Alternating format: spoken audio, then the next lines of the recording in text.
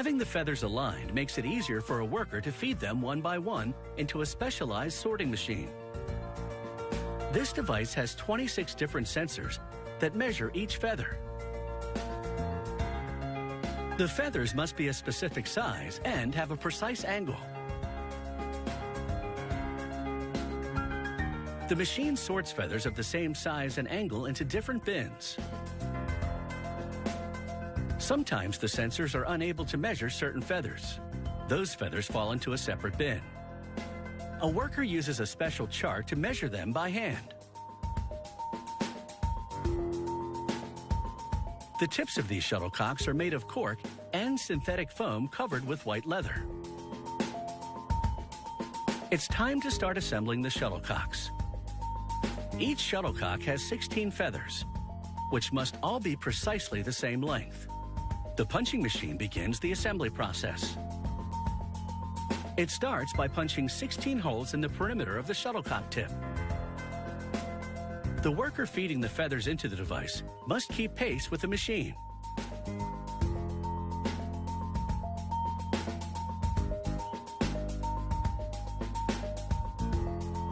A worker uses flat-nosed pliers to adjust the angle of each feather.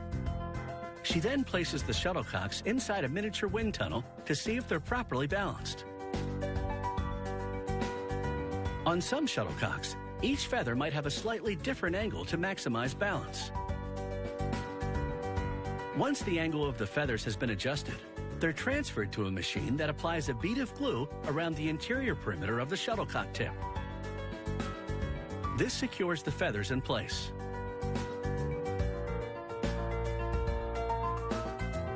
To further stabilize the feathers, workers place them in a specialized sewing machine that binds them securely together with 2 rows of thread.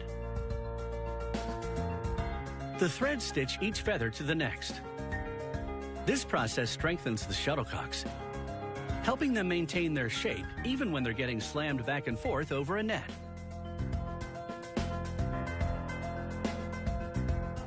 When the machine is finished stitching a shuttlecock, a worker ties off the thread to keep it from unraveling and cuts off the excess. Finally, she evens out the thread rows. With the threads in place, the shuttlecocks must undergo a final tuning. A worker once again adjusts the feathers to ensure proper balance.